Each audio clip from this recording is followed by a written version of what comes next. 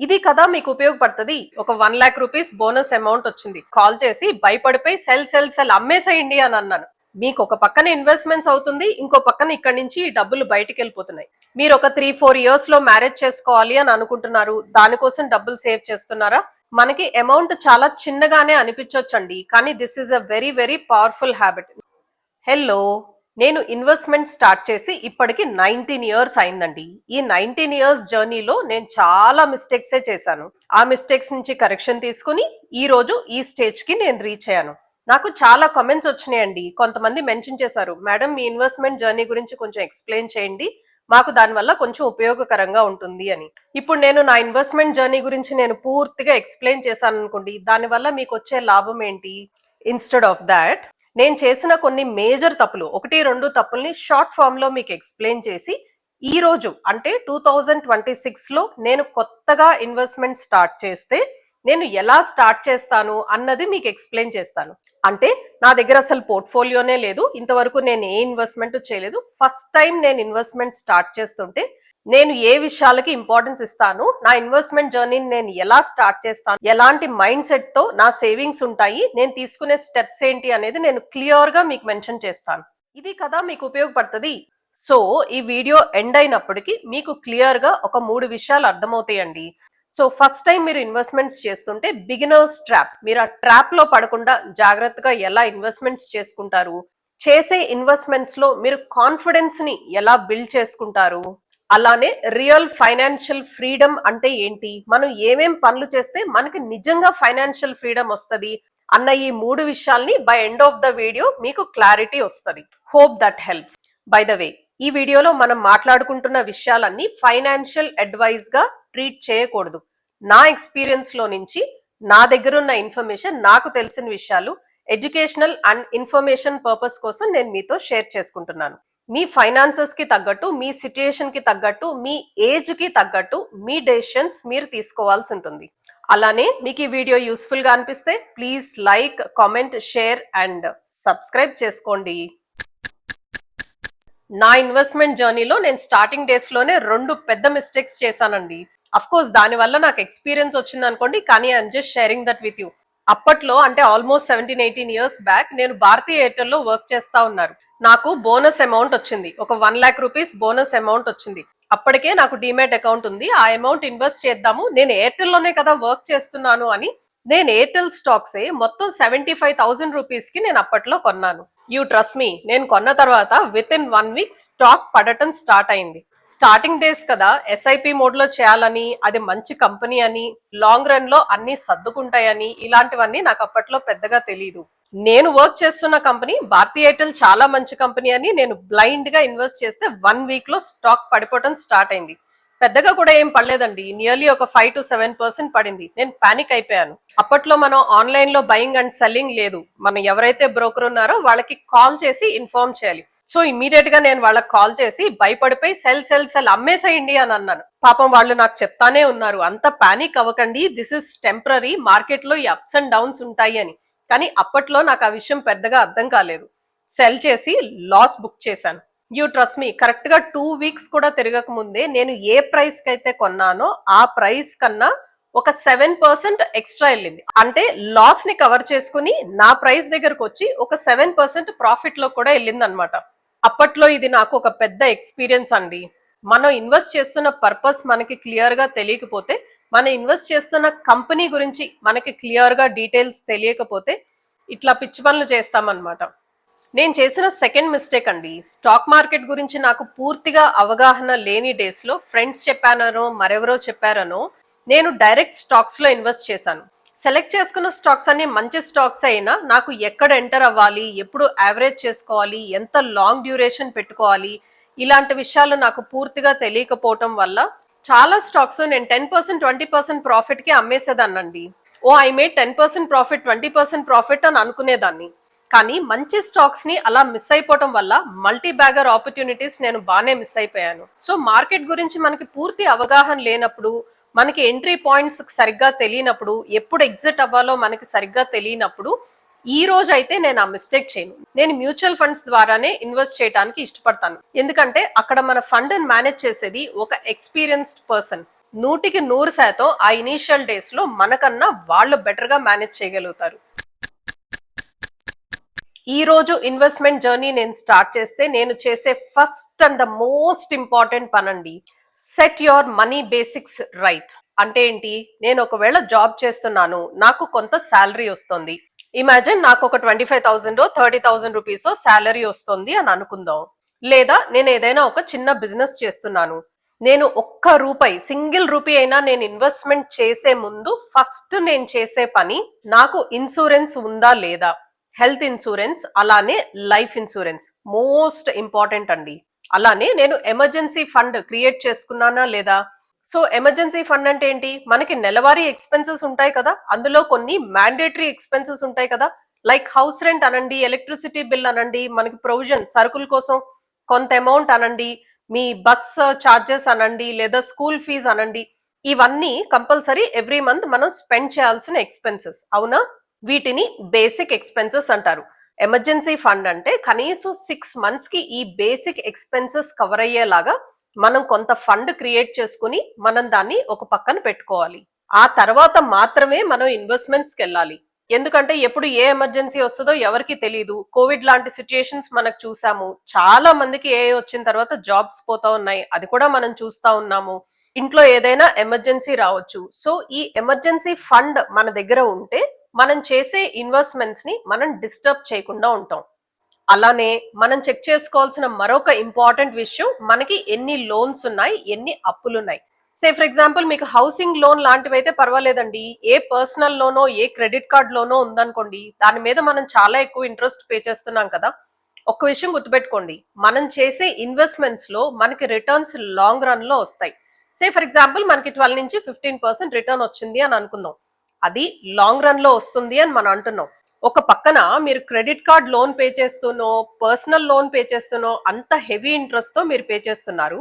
మరో పక్కన 12 to 15% return, అది లాంగ్ టర్మ్ లో వచ్చే ఎసర్ట్స్ లో మీరు ఇన్వెస్ట్ చేసుకుంటున్నారు అనుకోండి, మీకు ఒక పక్కన ఇన్వెస్ట్మెంట్స్ అవుతుంది, ఇంకో పక్కన ఇక్కడ నుంచి డబ్బులు బయటికి వెళ్ళిపోతున్నాయి. అది మంచి పని కాదు. మనం credit card loans personal loans కట్టుకుంటూ మనం ఇన్వెస్ట్మెంట్ చేసినా దాని వల్ల మనకి లాసే. ఎందుకంటే క్రెడిట్ కార్డ్ మీద పర్సనల్ లోన్ మీద మనం హెవీ ఇంట్రెస్ట్ పే చేస్తున్నాం, ఇక్కడేమో 12 to 15% రిటర్న్ మాత్రమే మనకు వస్తుంది. జస్ట్ ఇమాజిన్, మనం ఇన్వెస్ట్ చేస్తున్న డ్యూరేషన్ లో మార్కెట్ ఎప్పుడైనా ఫాల్ అయింది అనుకోండి, మనం ఎంత పానిక్ అయిపోతాం.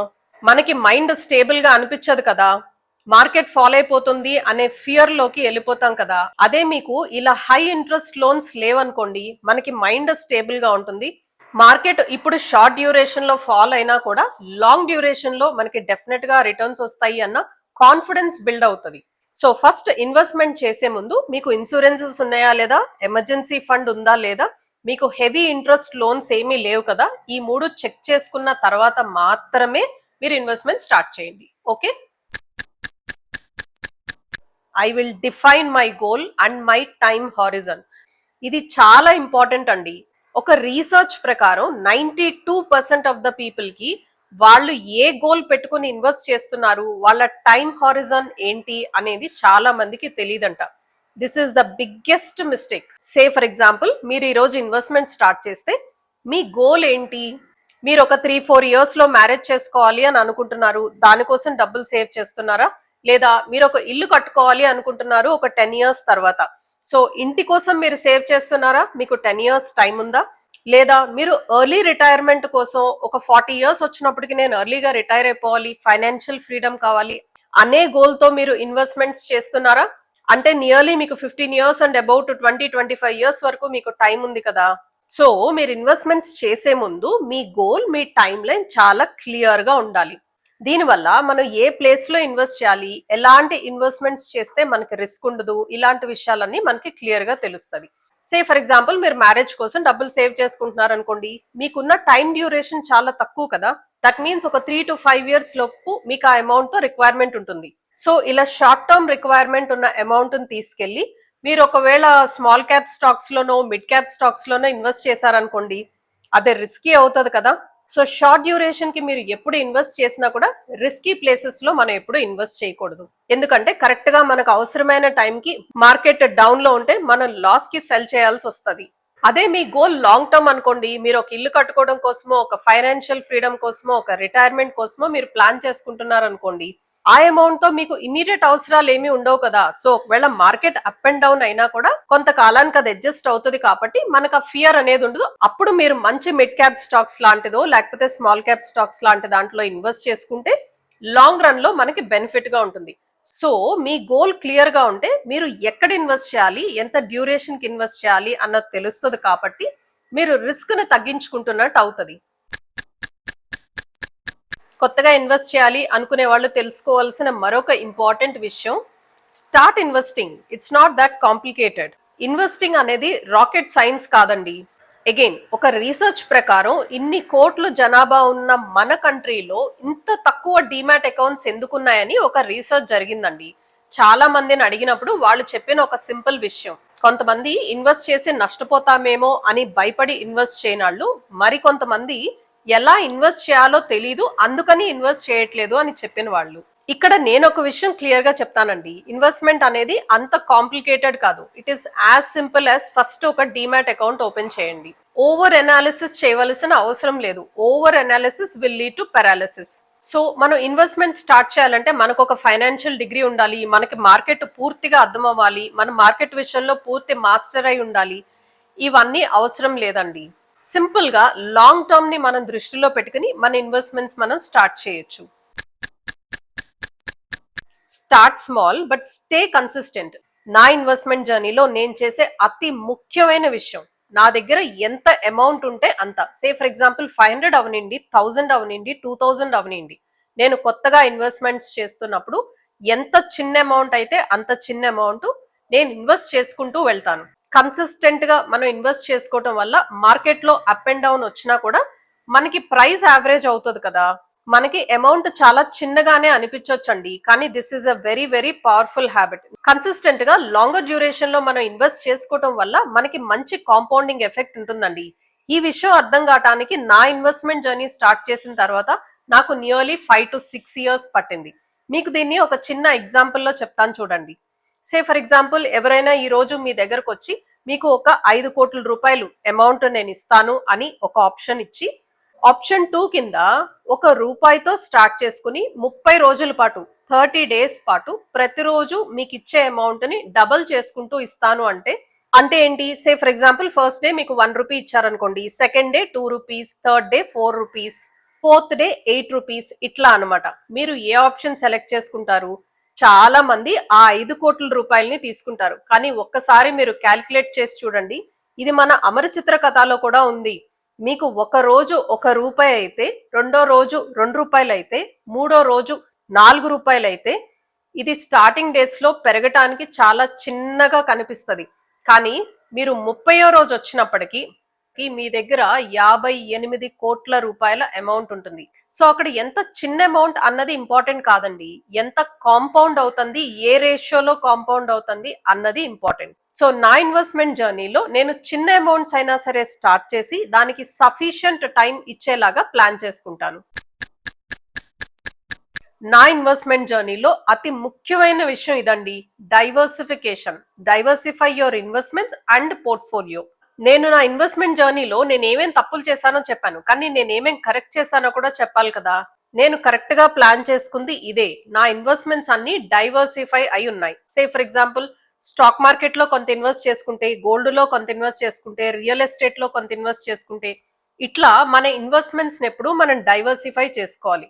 అంతేకాదండి, మనం స్టాక్ మార్కెట్ లో ఇన్వెస్ట్ చేసినప్పుడు దాన్ని కూడా మనం డైవర్సిఫై చేసుకోవాలి. మొత్తం అమౌంట్ తీసుకెళ్లి లార్జ్ క్యాప్స్ లోనో, మొత్తం అమౌంట్ తీసుకెళ్లి స్మాల్ క్యాప్స్ లోనో, లేదా ఇండస్ట్రీ బేస్డ్ పవర్ సెక్టర్ అనో, హెల్త్ సెక్టర్ అనో, ఈ బ్యాంకింగ్ అండ్ ఫైనాన్స్ అవనియండి, ఇలా ఏదైనా సరే ఇన్వెస్ట్మెంట్స్ అన్ని తీసుకెళ్లి ఒకటే బకెట్ లో పెట్టడం is a biggest mistake. Diversification చేయటం వల్ల మార్కెట్ అప్ అండ్ డౌన్ ఉన్నప్పుడు మనకి కుషన్ అనేది ఉంటుంది. ఒక సెక్టర్ సరిగ్గా పర్ఫామ్ చేయలేదనుకోండి, మనకి రెండో సెక్టర్ లో కూడా ఇన్వెస్ట్మెంట్స్ ఉండటం వల్ల అది మనకి ప్రొటెక్షన్ లాగా పనిచేస్తుంది. మనం తొందరగా పానిక్ అయిపోయి రాంగ్ డెసిషన్స్ తీసుకోకుండా ఉంటాము. మనం చిన్నప్పటి నుంచి వింటానే ఉన్నాం కదా, don't put all your eggs in one basket. Say for example ఇప్పుడు గోల్డ్ అండ్ సిల్వర్ చాలా బాగా పర్ఫామ్ చేస్తుంది, అలాని మన ఇన్వెస్ట్మెంట్స్ అన్ని తీసుకెళ్లి మనం ఆ గోల్డ్ లోనో ఆ సిల్వర్ లోనో పెట్టామనుకోండి, అది ఎప్పుడో మార్కెట్ కరెక్ట్ అయ్యి ఆ గోల్డ్ సిల్వర్ పడినప్పుడు మనకు అసలు ప్రొటెక్షన్ ఉండదు, పైగా మనం పానిక్ అయిపోతాం. అది చాలా తప్పు. కొంత అమౌంట్ మీరు గోల్డ్ అండ్ సిల్వర్ లో ఇన్వెస్ట్ చేసినా, కొంత అమౌంట్ ఈక్విటీస్ లో ఇన్వెస్ట్ చేసుకొని, కొంత అమౌంట్ మీరు వేరే ఇన్వెస్ట్మెంట్స్ కి మీ పోర్ట్ఫోలియోని డైవర్సిఫై చేసుకోవాలి. సంవత్సరాల తరబడి ఒకటే ఇన్వెస్ట్మెంట్ పెరుగుతుంది అని కాదు కదండి. సే ఫర్ ఎగ్జాంపుల్ ఇప్పుడు gold and silver hottest topic, మీరు యూట్యూబ్ ఓపెన్ చేస్తే దాని గురించి లెక్కలేనన్ని వీడియోస్ ఉన్నాయి. మీరు ఒకసారి లాస్ట్ 20 years తీసుకుంటే గోల్డ్ అండ్ సిల్వర్ మనకిచ్చిన రిటర్న్ ఎంత, ఇప్పుడు మనకిస్తున్న రిటర్న్ ఎంత. సో ఇన్ని సంవత్సరాలు స్లోగా ఉన్నది, ఇప్పుడు సడన్ గా స్పైక్ వచ్చింది కదా. సో ఎప్పుడు ఒకటే సెక్టర్ పనిచేస్తుంది అని అనుకోవటం మన మిస్టేక్ అవుతుంది. సో మీ ఇన్వెస్ట్మెంట్స్ ఎప్పుడు మీరు డైవర్సిఫై చేసుకోండి. నా ఇన్వెస్ట్మెంట్ జర్నీలో మరొక ఇంపార్టెంట్ మైండ్ సెట్ అండి ఇది. This is about stay calm when markets are down. నేను స్టార్టింగ్ ఆఫ్ ద వీడియోలో నేను ఒక స్టాక్ గురించి మీకు చెప్పాను కదా, ఎలా పానిక్ అయిపోయి నేను అమ్మేశాను అని. అది స్టాక్ రిలేటెడ్ గా. Same thing will apply even for the market అండి. సే ఫర్ ఎగ్జాంపుల్ .com టైంలో మార్కెట్ ఎంత పడిపోయింది, పడిపోయి అక్కడే ఉందా, లాసెస్ అన్ని రికవర్ చేసుకొని మళ్ళీ నెక్స్ట్ లెవెల్ కి వెళ్ళింది కదా. అలానే కోవిడ్ టైంలో మార్కెట్ ఎంత పడింది, మనం పానిక్ అయిపోయి మన ఇన్వెస్ట్మెంట్స్ అన్ని సెల్ చేస్తే మనం ఆ తర్వాత వచ్చే మార్కెట్ హైని మిస్ అయినట్టే కదా.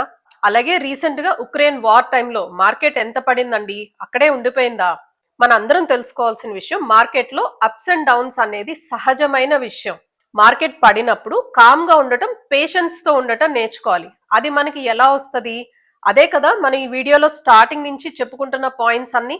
మనం ఎమర్జెన్సీ ఫండ్ గురించి మాట్లాడుకున్నాము, ఇన్సూరెన్సెస్ గురించి మాట్లాడుకున్నాము, మన పోర్ట్ఫోలియో డైవర్సిఫై చేసుకోవడం గురించి మాట్లాడుకున్నాము, చిన్న అమౌంట్స్ కన్సిస్టెంట్ గా ఇన్వెస్ట్ చేయాలి అని అనుకున్నాము. అలానే మన గోల్స్ ఏంటి, మన టైం లైన్స్ ఏంటి అని మనం క్లియర్ గా అనుకున్నాము. సో ఈ క్లారిటీ మనకున్నప్పుడు మన మైండ్ కామ్ గా ఉంటుంది, మనం పానిక్ అయిపోయి పానిక్ సెల్లింగ్ చేసేలాంటి తప్పులు చేయకుండా ఉంటాము. ఇది ఫ్యాక్ట్ అండి. మార్కెట్ లో వొలటాలిటీ అనేది temporary, but discipline is permanent కదా. నా ఇన్వెస్ట్మెంట్ జర్నీలో నేను చేసే మరొక ఇంపార్టెంట్ విషయం, increase your investments one your income gross. Starting లో మనకి 25,000 30,000 శాలరీ ఉంది కదా అని ఎల్లకాలం అదే 30,000 దగ్గర ఉండం కదా. మనకి శాలరీ ఇంక్రీజ్ అవుతుంది, ప్రమోషన్స్ వస్తాయి, ఎక్స్ట్రా అమౌంట్ ప్యాసివ్ ఇన్కమ్స్ నుంచి వచ్చుంటది. సో మీ ఇన్వెస్ట్మెంట్స్ ని మీరు ఇంక్రీజ్ చేసుకుంటా ఉండండి. మన ఇన్వెస్ట్మెంట్ జర్నీ మనం 500 తో స్టార్ట్ చేసినా, 5,000 తో స్టార్ట్ చేసినా, ఆ స్టార్టింగ్ పాయింట్ నుంచి మన ఇన్కమ్ ఇంక్రీజ్ అయినప్పుడు మన ఇన్వెస్ట్మెంట్స్ కూడా మనం ఇంక్రీజ్ చేసుకుంటా వెళ్తే అది మనకి లాంగ్ రన్ లో చాలా బెనిఫిషియల్ గా ఉంటుంది. ఈ ఒక్క చిన్న హ్యాబిట్ వల్ల మన ఫైనాన్షియల్ జర్నీలో చాలా చేంజ్ వస్తుందండి. మనకి ఫైనాన్షియల్ ఫ్రీడమ్ రావటానికి చాలా ఉపయోగకరంగా ఉంటుంది. Last and the most important advice అండి, టిప్స్ బేస్డ్ గా ఇన్వెస్ట్మెంట్స్ చేయొద్దు. వాళ్ళు ఎవరో చెప్పారు, వాట్సాప్ లో ఎవరో టిప్స్ పంపించారు, ఇంకెవరో ఇంత రిటర్న్ వస్తుంది అన్నారు, మీరు ఇన్వెస్ట్ చేయండి మీకు నెల రోజుల్లో 20% వచ్చేస్తుంది అన్నారు. ఇలాంటివేవి స్టాక్ మార్కెట్ లో జరగవు. పొరపాటున మీరు ఏ ఆప్షన్స్ లోనో, ఫ్యూచర్స్ లోనో, లేదా మీరు ట్రేడింగ్ లోనో ఎప్పుడన్నా ఒకసారి వర్కౌట్ అవుతుందేమో, కానీ 98% ఆఫ్ ద టైమ్స్ ఇవి ఫెయిల్ అవుతాయి. మీకు ఎక్కడ ఇన్వెస్ట్ చేయాలో తెలియకపోతే, మీకు స్టాక్స్ పిక్ చేసుకోవడం తెలియకపోతే, సింపుల్ గా నిఫ్టీలో, సెన్సెక్స్ లో ఇన్వెస్ట్ చేసుకోండి. అందులో ఉండే స్టాక్స్ ఏంటి, ఇండియాలో ఉన్న టాప్ 30 కంపెనీస్ అండ్ ఇండియాలో ఉన్న టాప్ 50 కంపెనీస్ కదా. అందులో కూడా ఆ కంపెనీ సరిగ్గా పర్ఫామ్ చేయకపోతే నిఫ్టీలో నుంచి అవి బయటకు వెళ్ళిపోయి కొత్త కంపెనీస్ యాడ్ అవుతూ ఉంటాయి. సో ఆన్లైన్ లో వచ్చే ఈ టిప్స్ మీద, రికమెండేషన్స్ మీద మీరు డిపెండ్ అవ్వకుండా మ్యూచువల్ ఫండ్ మార్గంలో వెళ్ళటం is always better decision. So ఇదండి, ఇన్వెస్ట్మెంట్స్ చేయటం అంటే అదేదో మనం మార్కెట్ ని ప్రెడిక్ట్ చేసేయాలి, మన మార్కెట్ మూవ్స్ మనకి కంప్లీట్ గా అర్థమైపోవాలి, మార్కెట్ ని మనం టైమింగ్ చేయాలి, ఇన్వెస్ట్మెంట్ చేయడానికి రైట్ టైం కి మనం వెయిట్ చేయాలి, ఇలా కాదు. స్టార్ట్ స్మాల్, చిన్నగా స్టార్ట్ చేయండి, కన్సిస్టెంట్ గా ఉండండి అండ్ ప్రాసెస్ ని ట్రస్ట్ చేయండి. ఈ రోజు మనకున్న ఒక మంచి హ్యాబిట్ మనకి లాంగ్ టర్మ్ లో వెల్త్ ని క్రియేట్ చేసి పెడుతుంది. I hope you all like this video. Thank you so much for watching till here. Please like, comment, share and subscribe to my channel. Thank you. Bye bye.